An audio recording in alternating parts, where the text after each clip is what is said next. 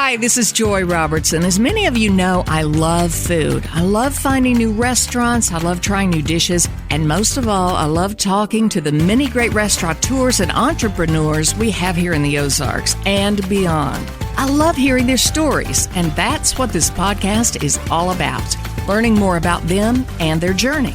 So join me as we savor the Ozarks. This episode is brought to you by Arctic Food Equipment. So every now and then when I go to do a podcast, I run across somebody that shocks me to no end. I walk into Whole Hog Café just now, and I introduce myself to the owner, Dave Warren, who proceeds to tell me that he's from my hometown of Russellville, Arkansas. We did not cross paths until just now. I don't know how that is, but today's my day to get to know Dave Warren of Whole Hog Barbecue. Dave, thanks for talking to me today. Of course. Glad to be here. Thank you. A fellow Russellville Cyclone. Who knew? All right. So I want to talk about Whole Hog Cafe. Started down in Arkansas, of course, obviously our home state. Tell me how this whole thing got started, and then we'll talk about how you got here. There was three owners. Sarge Davis, Ron Blassingame, and Steve Lucci were the original three. Ron's brother came into play a little bit later, but they were the original three that started the Whole Hog. So Ron and Sarge started in a food truck there on Cantrell in a parking lot and got to where they were doing about $1,200 a day, and they thought, what the heck, we'll start a store. So, okay, let me stop you real quick. You say Cantrell. We got to remember that our audience doesn't have any idea where that is unless they live in Little Rock. Cantrell Road, a very busy road in Little Rock. Yeah, they started out of a food truck and got to where they were doing more and more business and thought they'd go to brick and mortar. So they, in that same parking lot, they were able to rent that. One of the spaces was open, and they started right there, and I can't remember the square footage, but they added on, and then they added on again. They got to where they had two smokers at that location, and they built a very good business. I'll tell you what, we are on North Glenstone, and speaking of smokers, you can tell you smoke a lot of meat here because when you walk in the door, when you approach the door, right. It's like, kind of that mouth-watering smoke smell, Okay, so this whole party got started in Little Rock, and the restaurant was doing something right because it was growing and growing. At what point, Dave, did you get involved? So my friend, I was living in Fayetteville at the time. I was running a concrete construction company. My best friend, Daniel Bryant, had moved to Little Rock recently and actually started eating at Whole Hog down there and got to know Sarge very well. Sarge was the face of the company, and he was, 20-year retired Army, hence the name Sarge. So he got to know him very well and invited me down, and, we go back and forth from Fayetteville to Little Rock. I was living in Fayetteville, and I got to know Sarge very well, and he approached us and said, would you guys like to open a Whole Hog? So we're like, sure. And I think this was in about 2008. And that was about when the market crashed. We were actually going to Oklahoma. So we were looking at spots in Tulsa was our original plan. But it was very bad down there. There was a lot of closings of restaurants and such. So Daniel Bryant actually got to know Paul Sunday and Mike Kesslin, who started the big whiskeys up here.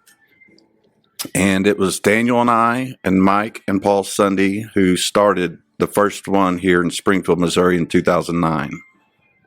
Oh, okay. Wow. Interesting how that worked out and how the housing market and the whole thing played into it. Really interesting. Because, it could have been completely different for you if you'd ended up somewhere else. So, but you worked at was it a concrete company? Mm-hmm. Okay. So concrete barbecue restaurant. Of course, we've always barbecued growing up. My buddy's 30th birthday, we cooked 2 pigs in the ground, covered them up, did the whole Hawaiian thing. So and my other friend Ben had started Gusano's down in Little Rock, and he had just moved to Bentonville and started another one, and it approached me in Birdsong if we wanted to start one in Bella Vista, so we did. So in 2004, I kind of got into the restaurant game a little bit. There's 4 of us partners there in Bella Vista at that Gusano's, so that was kind of my introduction to the restaurant world. Sometimes when I head down there for a game or some event, I like to go to Gusano's because it's just so good. And we had one here and it went away. I miss it. I know. It failed miserably. Oh, man, it happens. It happens. But so Whole Hog Cafe didn't. Whole Hog Cafe is doing great. There are 2 locations here in town, but you guys decided, Springfield, Missouri. Let's try Springfield, right? So how did you end up picking your location? What brought you to this spot? Well, it was across from Bass Pro.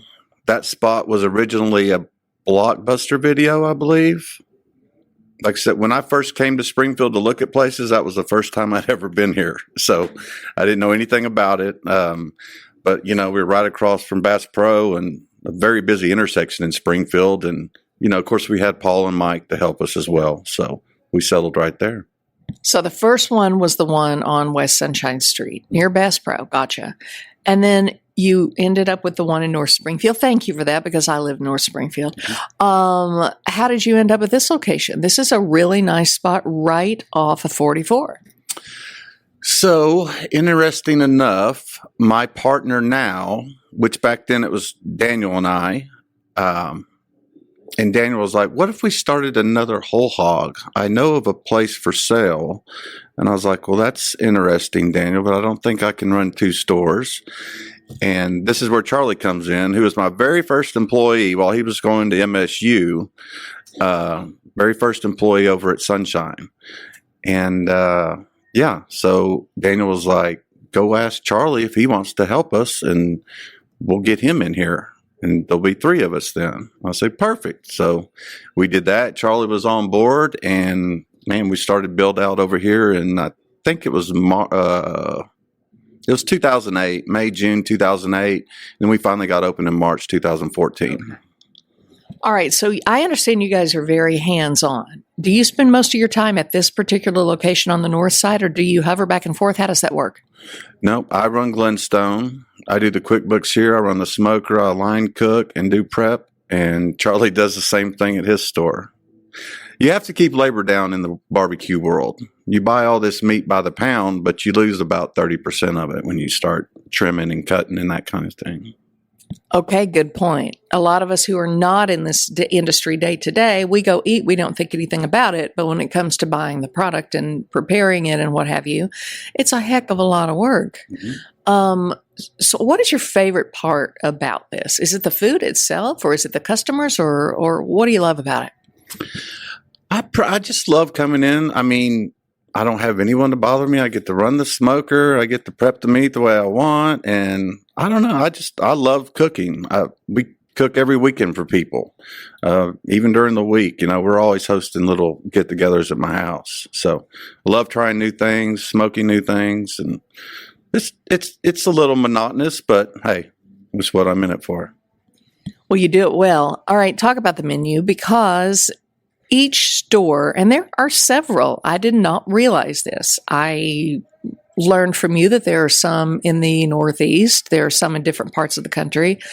But as far as your particular store, you have all the leeway in the world to come up with menu items, is that right? And there's at least one menu item here that you came up with, the corn. What is it called? The burnt end cheesy corn.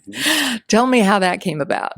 Oh, gosh. We were just trying to find something on our menu that was different than anybody else. And I was working with a Cisco chef and, man, I don't know. It just came about out of nowhere, honestly. And, so I'm actually going to start packaging and hopefully start selling it in restaurants, in the local restaurants to start off with. In local restaurants? Mm-hmm. Here, or grocery stores at all, or just other? You mean okay? I wondered if maybe you meant gotcha. Yeah. So I could walk into a local grocery store soon and maybe have some to take home. If you're not open for me to pick it up here, I can get it there. That's correct. That's our goal anyway. Wow. Mm-hmm. We started the burn ends. We started the green beans, the rib sandwich that we do on Fridays. All these little things to try and keep our costs down. So tell me about the green beans. Is there anything particular about the green beans, or was it just you needed more variety in your sides? Yeah, I thought we just needed a vegetable that would just a green besides the salad, really. Okay. We put a little pulled pork in there and just a steak seasoning. One thing every restaurant owner knows is that you can't run a restaurant without ice. Hi, this is Nathan with Arctic Food Equipment. Now is the time to schedule your seasonal preventative maintenance for all of your equipment and HVAC systems. Whether it's a stove, refrigerator, or ice machine, they all break down at the worst possible times. And believe me, you don't want to be out of ice with a packed house. At Arctic Food Equipment, we specialize in finding problems before they occur, saving you downtime and money, plus the stress of dealing with the problem. Call us at Arctic Food Equipment today. At Arctic Food Equipment, your success is our business always. Now, you mentioned to me also when I first came in that Whole Hog did not always offer fries. It seems like most barbecue restaurants have fries of some kind, but not here. But you changed that. Tell me about that. We did. So we didn't have fryers at the Sunshine location. And it was going to be quite expensive to put the fryers in. So in talking with our food reps, we came up with the baked home fries that we still serve at the Sunshine location. I do a little bit different fry over here at Glenstone because I can use the fryers. And at the Sidewinder, and I'm getting nothing but compliments on them. So everybody seems to enjoy the fries. A Sidewinder, is that a little bit like a curly fry, or is it a steak type fry, or how do you describe it? Yeah, it's more of a steak. It's a wide curl. Curly fries are a little skinny, but this is more of just a wide shaped fry. Oh, okay. What is it about barbecue being from Arkansas, we do love our barbecue, but what is it about barbecue that drew you to it? You said it's something for you to cook a pig in the ground. What is it about barbecue that you love? I think it's just cooking for other people and seeing the joy of them eating the good food, really. I don't know. We just love to entertain and cook all the time. So hopefully we come up with some new menu items here in the next year as well. We're always trying new things. Competitions. Whole Hog has won and continues to win barbecue competitions. You're doing things right. Tell me about the competition part of it. Do you like that part? Do you take part in that? I do. I started competing with Sarge back in 2010, and we were doing the MBN, the Memphis in May, and that's where Sarge made his big name, of course, with the first place whole hog, and then ribs, Really? 2 years back to back. So I learned a lot from him, and we actually started competing up here on the KCBS, and I've got several of those trophies at the Sunshine location as well. But yeah, the competitions are great. It's a lot of work in 2 days, but it's fun to, you have certain times on Sunday when you turn everything in. I think turn-ins usually start at noon, 12, 12:31, and 1:30. Mm-hmm. You've got those 30-minute intervals, but it's fun. It's very fun to compete.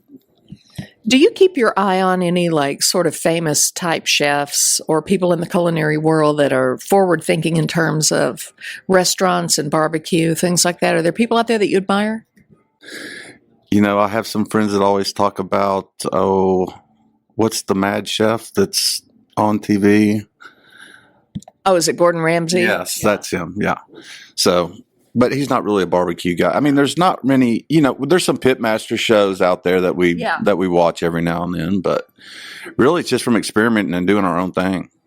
I've talked to restaurateurs in this town and this region, and a lot of them will travel to other parts of the country just to eat, just on a fact-finding mission, see what's out there in the world. Is there any place that you sort of migrate to try good barbecue when you travel? Kansas City has some good barbecue. Memphis has a couple very good spots. I've been up to Syracuse, New York, and tried, what was that? Was it Dinosaur Barbecue? I think it was Dinosaur Barbecue. And they're good. Really, the thing that separates the barbecue more would be the sauces, I think, in the different regions. You have the white sauce down in Alabama, and Memphis is known for their dry rubs, and but once it all comes out, it's all barbecue. It's all about the same. It's just they may cook it a little different, or somebody may get to do pit beans with the briskets over the beans, and on the big pits. Was it Jack Stack in Kansas City? That's how they do their beans. I got to tour their kitchen, and wow, that was pretty cool. Well, a good plate of barbecue is a good thing. And I know that people who are into it really, really are into it. They're in it to win it. And they, people spend their entire weekend traveling places to cook and be in these competitions. Whole Hog bills itself as Memphis-style barbecue. Can you explain to those of us who really can't remember this kind of barbecue, that kind of barbecue? What does it mean to be Memphis-style barbecue?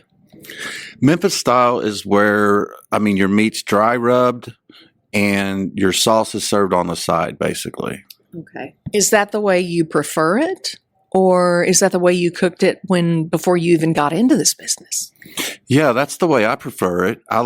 And that's why I love Whole Hog. We've got the 6 different sauces, plus we've got another very hot sauce, the Volcano. And you get to choose, and we've got a great variety to choose from. We don't like the white sauce that Alabama likes, but we've got the sweet mustard. We've got our original, the vinegar, number 4, the vinegar one is vinegar and spice is very good. It's a little more liquidy than a regular barbecue sauce, but we touch on quite a bit of the flavors there. Did you come up with any of the sauces? No, that was Sarge and Ron. Yeah, and we actually have those made down in Texas, a plant called Isles. They make our sauce for us now. And I notice on your website it talks about the different sauces that you've got, and you sell those separately. You make a pretty good amount of money selling just your sauces, so that says a lot about them. Which is your favorite? I like to mix 3 and 6, our spicy and our sweet mustard. Oh, okay. So you're a little bit of a sauce mixologist. Yeah. I get it. I get it.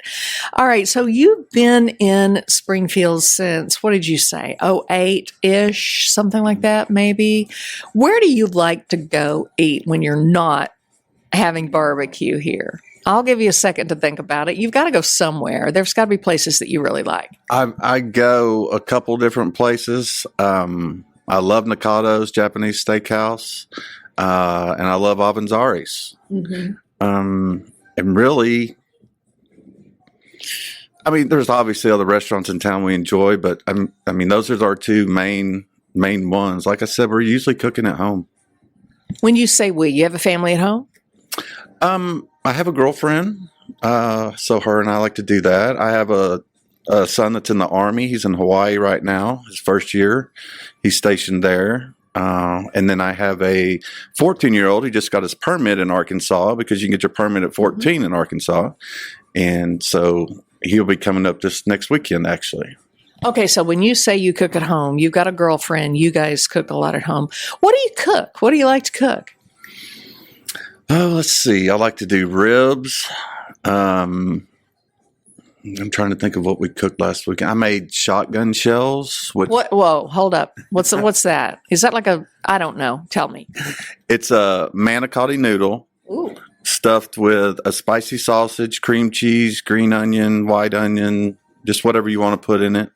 You stuff that up, wrap it in bacon, throw it on your smoker, 225 for about an hour and a half.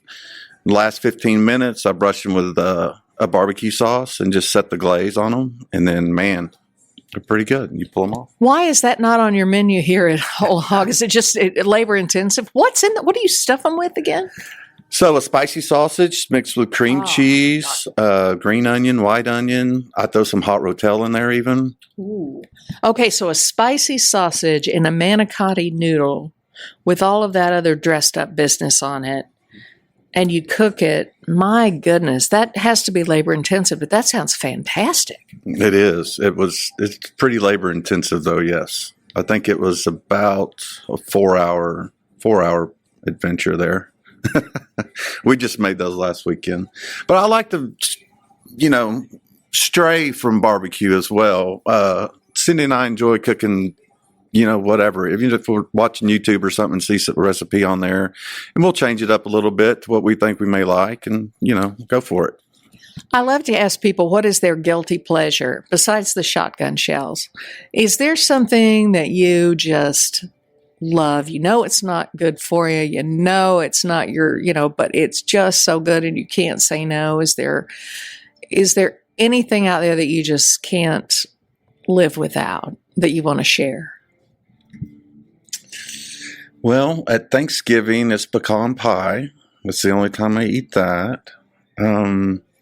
Not really. I do have a sweet tooth, so there's probably chocolates at my house right now. Yeah, I'm anything chocolate for me is great.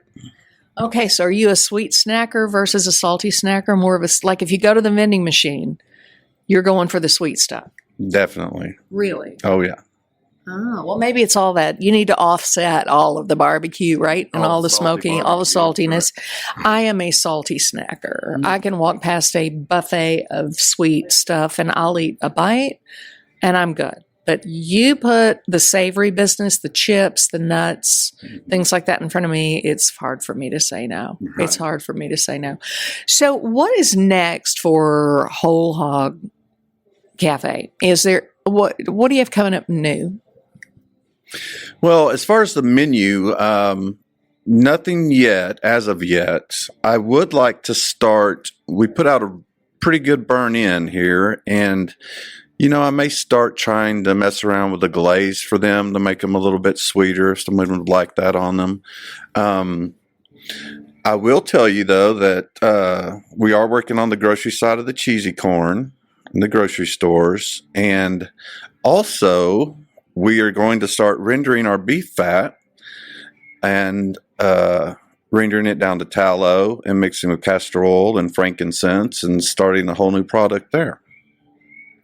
Really? A whole new product such as? It's for your skin, for wrinkles, to slow the aging process down a little bit. We've been doing a lot of research on that. And as much beef fat as we're throwing away, I figured we could at least do something with it. So you render that down and you say you add frankincense. And what? And this is going to make me younger and wrinkle free? Mm-hmm. Who knew barbecue was had so much utility? I mean, I love it, but I had no idea it was going to make me. Are you serious? Yeah, beef tallow. If you render the fat, now the beef tallow started from suet, which is the fat around the kidneys. So you can still make the same thing with the muscular fat. It may not be as enriched with the vitamin and minerals, but you're still going to get there. And yeah, the castor oil, very good for your skin. The frankincense is one of the best essential oils. So yeah, we're actually making some this weekend. Will be our first batch. Is that why you look so youthful? Yeah, right. No, I haven't tried that on my face yet. Well, you do have a beard and a mustache. And if you shave that off, I'm quite sure it would just take, it would be obvious you were just right back at Russellville High School all over again. So how does one package that sort of a thing for sale? Like, where would you sell this sort of a product? This is fascinating to me. Well, little boutiques in town. I think we can offer a better price than what you can get it for off the internet. I think they're paying $35 to $40 for 4 ounces. I think we can come down on that. And, we basically just buy your little jars and whip it all up, whip it together, and then throw it in the jar and you're good to go. Is this anything that needs to be refrigerated? No, not at all. Okay. Mm-hmm. Beef tallow has a very good shelf life. Yeah. I figure once you get it to the tallow point, I guess. I really don't know. I never thought about it. Now, is this something your girlfriend was advocating for also? Is that where you sort of stumbled upon this? No. Charlie is, he's the one who was telling me, we have to figure out something to do with this beef fat. When he tried rendering some, he was putting it on the smoker, but it just wasn't working what the way he thought. Now, there are some good ideas. I'm starting to put some of the beef fat above my briskets now when I pre-cook them, so it drips down onto the meat and gets in there. The tallow has such a rich, beefy flavor. It's very good. It's what McDonald's started. That's what they fried their fries in. And someone had mentioned that they were, Wendy's was even going back to tallow to fry their fries in, but I don't eat that places, so I'm not sure. But yeah. Really, really interesting. I will say I did not see that coming when I walked into Whole Hog. I did not think we were going to be talking about skincare products. Yeah. Are you a skincare product guy, or are you kind of thinking of the female market here? Because men have skin also. Yeah. Men need to pay attention. No, I'm not too worried about myself. It's definitely for the female market. Man, that's fascinating to me. So it sounds like you're an entrepreneurial kind of guy. You all are always coming up with different ideas for different products. Do you do your own desserts here? We bake our brownies and we do our chocolate chip cookies. That's really all we've ever done. Valentine's Day, we get the little cheesecakes in, but that's not something that we make. We only have an oven and a smoker really. And here at the Glenstone, we do have the fryers that we do the catfish and the wings in. Tell me about your staff. You got a really nice staff. I do. I've got a great girl up front, Jennifer. My GM, Chad, he's been here with me since 14. He actually worked over at the other store at Sunshine with me for a little bit. And, Kayla is a great night manager for us, I've got 2 or 3 line cooks and 2 or 3 dishwashers, but my staff consists of about me and 11 other people. You keep it narrow, right? There's not a lot of waste here. You've got the tight sort of group here that keeps this machine running every day, which is really amazing. What about your customers? Do you have your repeat customers? Do you see those people coming off of 44 from all over the country? It has to be interesting to meet some of the people who come walking through the door. It is, and there are a lot that always will stay. Hey, we're back again. Good to see you, Dave. They've been traveling from Chicago all the way down to Florida, or maybe Chicago over to, Arizona. But yeah, we do have people from out of town that stop in. I've got several that I ship sauces to now on, maybe twice a year basis. But we've got a great customer base. The guys that work at City Utilities that come in for lunch and have wings every day. Not every day, but, I've got quite a few regulars here that come in, and I enjoy all of them.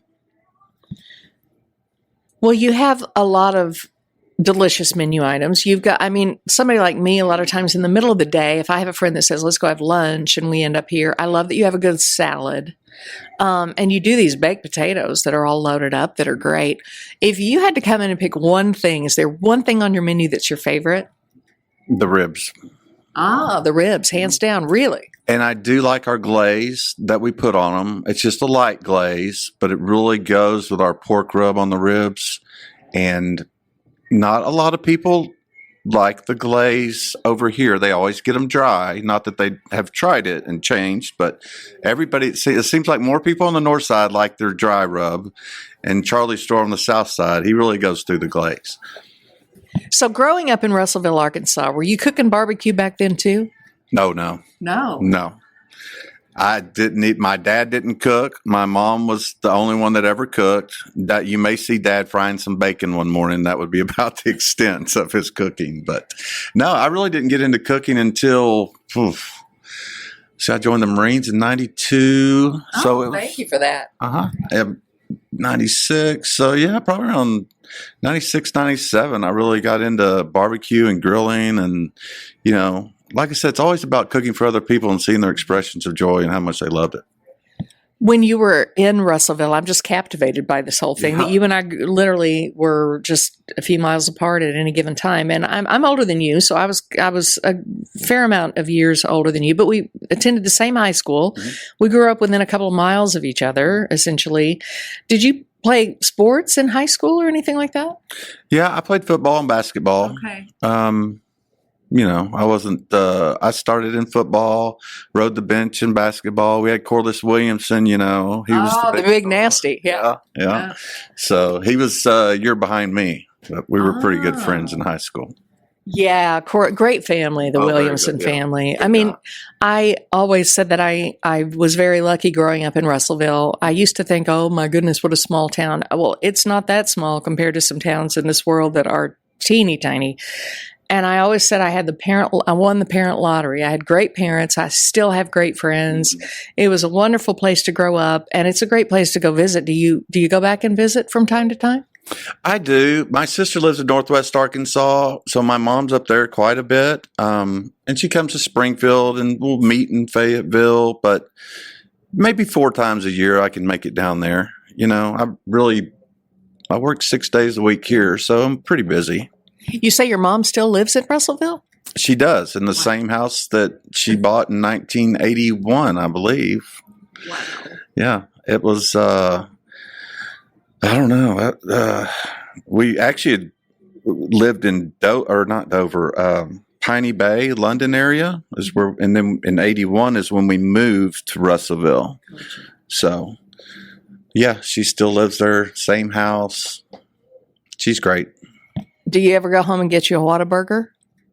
Like not the chain Whataburger, the Whataburger, right there by the tech campus. You dig a Whataburger? I do. Mr. Ellis was a great man. And I believe his 2 boys actually went to school at Fayetteville and started one there. And they had 2 locations last I knew. Yeah, they did have one there. I guess they still do. I don't know. I've kind of lost touch, but that is so funny that I run into somebody from my hometown. Yeah. That is very rare that happens. You were telling me before we started recording here that there's a Whole Hog in New Jersey of all places. Mm-hmm. Teaching those folks a little something about Southern barbecue. I like that. Have you been to other Whole Hogs where they have some kind of a menu item that you go, okay, that's a good idea? Or has anybody else at another Whole Hog wised up and added the burnt-in cheesy corn? I have given them the recipe.